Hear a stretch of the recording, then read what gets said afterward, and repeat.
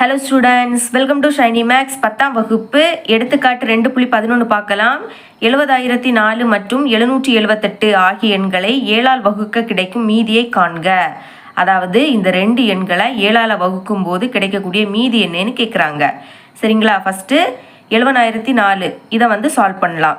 Okay, இப்போ 70,004 7ஆல் வகுப்படாது. அதாவது வகுத்தா உங்களுக்கு மீதி 0 கிடைக்காது. சரிங்களா? இதுக்கு பக்கத்தில் எது வகுபடும்னா 70,000 வகுபடும். அப்போ நான் 70,004 70,000 அப்படின்னு எழுதிக்க போகிறேன். சரிங்களா? இனி சர்வசமம். இப்போ இதை வகுத்தா நம்மளுக்கு 0 கிடைக்கும். பாருங்கள், 7ஆல் வகுக்கணும். 70,000 இதை 7ஆல் வகுக்க போகிறேன். 70,000ல் 7 10,000 வாட்டி இருக்குது. ஓகேங்களா? 10,000த்தையும் 7ஐயும் பெருக்குனா 70,000 அப்படின்னு கிடைக்கும். இப்போ இந்த ரெண்டு நம்பரும் சேம், அப்போ கழிச்சா 0ன்னு கிடைக்கும். பார்த்தீங்களா? மீதி 0 கிடைக்குது. இனி மீதி எழுதிக்கணும். 70,000த்தை 7ஆல் வகுக்கும் போது மீதி என்ன கிடைக்குது? 0. அதை இங்கே எழுதிருங்க. அப்புறமாட்டு எதால் வகுக்கிறோம்? 7ஆல். அப்போ ப்ராக்கெட்டுக்குள்ளே மட்டு 7 இப்படின்னு எழுதிக்கணும்.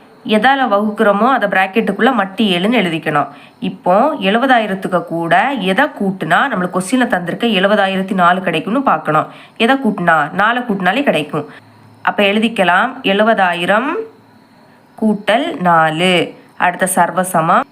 இங்கே 4 கூட்டின மாதிரி இந்த 0க்கு கூட 4 கூட்டணும். 0 கூட்டல் 4. இனி ப்ராக்கெட்டுக்குள்ளே மட்டு 7 கூட்டுங்க. 70,004 கூட்டினா 70,004 சர்வசமம். 0வை 4 கூட்டினா 4. அடுத்த மட்டு 7.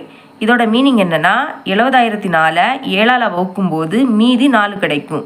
இங்கே இருக்கக்கூடியதான் மீதி. சரிங்களா? அப்போ ஈஸியாக கண்டுபிடிச்சிட்டோம். எழுதிக்கலாம். தேர்ஃபோர் 70,004ஐ 7ஆல் வகுக்க கிடைக்கும் மீதி என்னது? 4. சரிங்களா? இனி 778 அதுக்கு கண்டுபிடிக்கலாம். 778 7ஆல் வகுப்படாது. எது வகுப்படும்னா 777 வகுப்படும். சரிங்களா? வேணா வகுத்து காமிக்கிறேன். 777 7ஆல் வகுக்கலாம். 7 7 அப்போ 0. இனி அடுத்த நம்பர் இறக்கலாம். திரும்பவும் 7 7 கழிச்சா 0.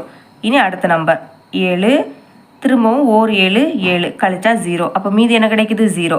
அப்போ இதே எடுத்துக்கலாம். 778 707 அப்படின்னு எடுத்துக்க போகிறேன். அப்புறமாட்டு சர்வசமம். மீதி என்ன கிடைக்குது? 0. அதை தான் எழுதிக்கணும். 0 எதால் வகுக்கிறோம்? 7ஆல். அப்போ மட்டு 7 அப்படின்னு ப்ராக்கெட்டுக்குள்ளே எழுதிருங்க. இப்போ 777க்கு கூட 1 கூட்டினா தான் கொஸ்டினில் தந்திருக்க 778 கிடைக்கும். அப்போ கூட்டலாம். 777 கூட்டல் 1 சர்வசமம். 0க்கு கூட 1 கூட்டணும். அப்புறமாட்டு மட்டு 7 கூட்டுங்க. 777ஐயும் 1ஐயும் கூட்டினா 778 சர்வசமம். 0வை 1ஐயும் கூட்டினா 1. அப்புறம் மட்டு 7. இப்போ இங்கே மீதி இருக்கக்கூடிய பிளேஸில் என்னது இருக்குது? 1. அதுதான் நம்மளோட ஆன்சர். எழுதிக்கலாம். தேர்ஃபோர் 778ஐ 7ஆல் வகுக்க கிடைக்கும் மீதி 1. சரிங்களா? இதுதான் இதோட ஆன்சர். இவ்வளோ அந்த சம். இது உங்களுக்கு கிளியராக புரியும் நம்புகிறேன். தேங்க்ஸ் ஃபார் வாட்சிங்.